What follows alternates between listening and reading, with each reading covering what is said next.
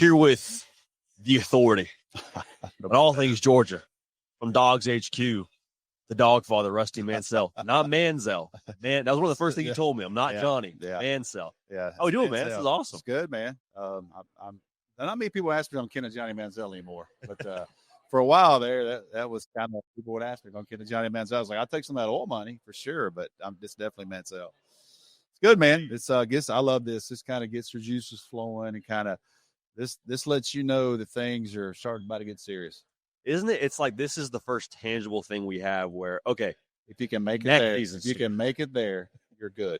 You're good. Yes, you got to start taking things serious. Like your depth charts at home have to be pretty close when you get 80 days. 100%. Yeah. Depth charts in home in the literal sense too. It's like I have the manila folders. I'm okay. Also, so I got my offense over here, my defense over here for some of the schools. Kind of how I do it. I was saying even like a depth chart from a family perspective, like, hey, Saturday, yes, I might need the 2 deep to step up a little bit here for us to carry the load a little bit. Deep. That's right. I've been there. But Georgia's here today, SEC Media Days. Really interesting group they brought in terms of just like, C.J. Allen, Dale Everett, but Gunnar Stockton being here. Was that surprising at all for you? They brought him because I think there was the pitch of it's Puglisi at Stockton, but like him being here feels. I think from what Kirby said today, I kind of agree with what he said. He's earned the right to be here. He said he's still got to compete on the field, but what he's done over 4 years, this would be his 4th fall camp at Georgia. He didn't he didn't turn the switch on in March and Kirby go, I'm going to take that guy to the SEC Media Day. This has been a landscape of work and a pattern of work and how he's handling himself off the field to kind of get the privilege to be here. Rusty, would you be surprised if Gunnar Stockton is not the starter game one for Georgia? I'd be surprised. I think he's got the clear lead right now. Do I think that door is completely shut on Ryan Puglisi? I don't. But I think Gunnar going into fall camp has that, if you're in a 4x100 race and you got the lead going into the third turn, you should be the guy at the finish line, kind of. We'll see how it goes. He's got all August. They have some important scrimmages there. But everything I'm anticipating right now, everything's going to go through Gunnar Stockton. I think it's one of those things, too, for people that actually, like, follow Georgia closely and kind of know how Kirby Smart operates. Yep. You've talked about this to me before. It's always competition. Competition. Like, job is every day. He's not going to put his arm around Gunnar Stockton and say, everything's good. Like, you better have better be ready to roll every single day. It's funny because I always, when I get a chance to talk to the players, I'm like, how's that hot mic with Kirby? And they're like, dude, you don't want to be on that. I mean, these are guys that are juniors. You know what I mean? Like, you want to stay out of that. So every day you're held accountable to that practice. And every day I think there's a lot of competition. I do think it's not just coach speak at Georgia. I do think they practice harder than the games are. They want Saturday for you to know what you're doing, confident in what you're doing, what you're looking at, what you're seeing, and go out and perform. Because during the week, man, they get after their ass at Athens for sure. It's one of those things, too, we talked about, Georgia's kind of maybe sniffing the portal a little bit to bring in a quarterback. Yep. I think anybody from the outside is like, oh, Georgia must not like what they have at quarterback. And you're like, no, they just want to add competition. They want to add competition. And the more depth there, and listen, I know that's big world problems, but Kirby Smart went after some guys that were kind of, known names and stuff like that. And can those guys start at Georgia? I think he wanted to put Gunnar in that situation to see how he was going to be. He still wanted to hand him the job, and I don't think it was an indictment of they don't believe in their quarterback room. They wanted to add more people in there to increase their odds that we're going to get a guy here. But they certainly, I think, as you look at that spring portal, they didn't really dabble at all in there. So I feel like they like what they saw at spring practice. I got in on Gunnar Stockton when I saw him get decapitated against Texas. Just pop up, walk off, and I'm like, that would have separated my head from my body. I would have been dead in Atlanta. Oh, yeah. Feels like he makes them almost like an edgy team. Is that fair to say? I will say this now. He's got some of that juice to him, and I know everybody sees the shucks and golly and country kid and all that. Let me tell you something. He's a different dude on the field. He talks that stuff. I think the locker room believes in him behind that. You see them bouncing around when he came in the game. Now, I will say this, too. He's got to be careful about taking shots because, he took that shot against Texas. But the other game that he played a ton in was that Florida State blowout. They basically pulled everybody in the second quarter. He played a lot in the second. He took a shot in that game, and he was down. That's right. I remember he cannot, he's got to learn you can't run over a safety. You got to get down and move the chains. I know you have that juice to you. But Gunner's a very, I would say, physical runner. He's going to have to learn to get down. And I guarantee you that Kirby Smart is preaching to him, get your ass down and there's nothing wrong with 2nd and 6. You know what I mean? Get down.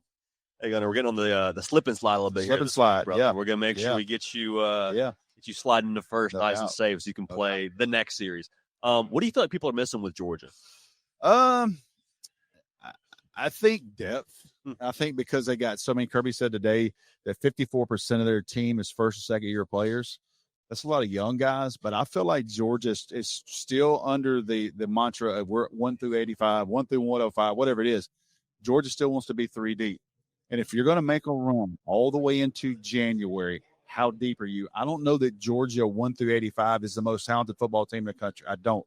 But I'm confident that 1 through 85, Georgia's just as deep as anybody. So if you have to survive some injuries, the number 2 player at Georgia, a lot of times is just as good as number 1. So I think people look at how much they lost and like, man, they got so much replaced. They're replacing them with 4 and 5 stars. They just have to play. You have to know who they are. You have to see how they perform on Saturdays.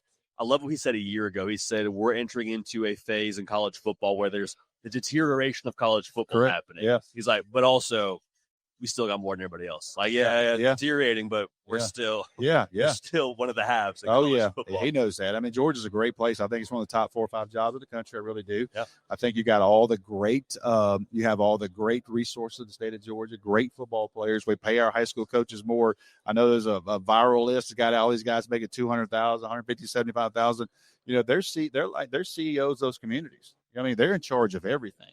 And I think that the high school product in Georgia and how we invest in our communities and paying coordinators, paying, recruiting guys on staff, I think that pays dividends. And you see that on the level, not just in Georgia, but the kids from the state of Georgia that go out and produce and are good football players.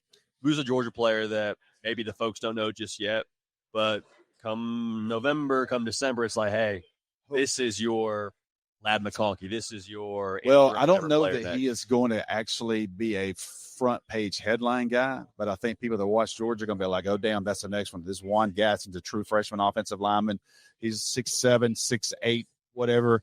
He came to Georgia like 390, leaving the Under Armour game. I remember Charles. Yeah, I remember Charles Power going, Rusty, this guy's 390. He's down here playing like he's 360. He's around 355, 360 pounds. This guy can go. Now, I don't know that he's going to start like right now, but if you get into that Florida, that late October, and I think that important stretch run where you have those games, and you have to lead into that, the Georgia Tech and then the potential SEC championship playoff, I think Juan Gadsden's a guy that's going to be playing real minutes, if not starting for Georgia at some point.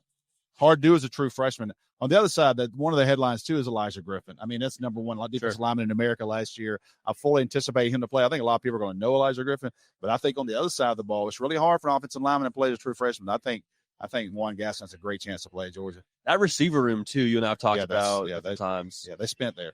That's some guys. Yeah, they spent there. I mean, there's no way to sugarcoat it. They went out and spent there. They could not go through what they went through last year. So if you look at Georgia and you add 6'5", 6'6" Noah Thomas, I saw Kobe Young the other day for the first time in person. I couldn't believe how big he was. Like Kobe Young is a 6'5" legit. If you think about Noah Thomas at 6'6", you think about Kobe Young at 6'5".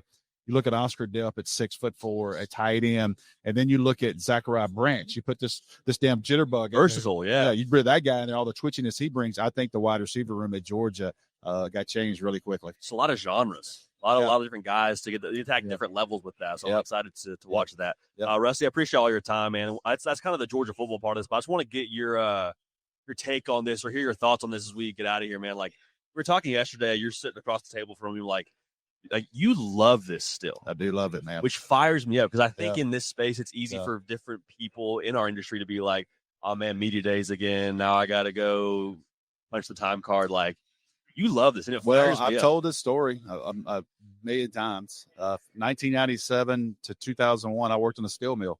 I worked in a place that would melt your boots off. And every day at my break at 9 a.m. at my station, I would get the newspaper out, and that's how you read recruiting news. So every time I feel like I'm tired, I don't want to go see this kid, or I don't want to do this podcast, I think, you know what?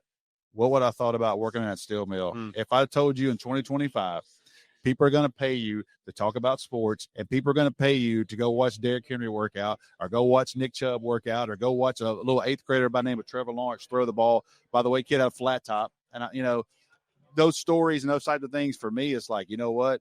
I've dreamed of this, and I still have that fire. Some days I go to bed a little earlier than I used to, but I get up every day, man. I know I'm blessed to do this. Well, it's a blessing to be your teammate. Yeah, man, Appreciate you making some time, man. Yeah. And we'll do this again soon. Rusty Mansell, best in the business, DawgsHQ.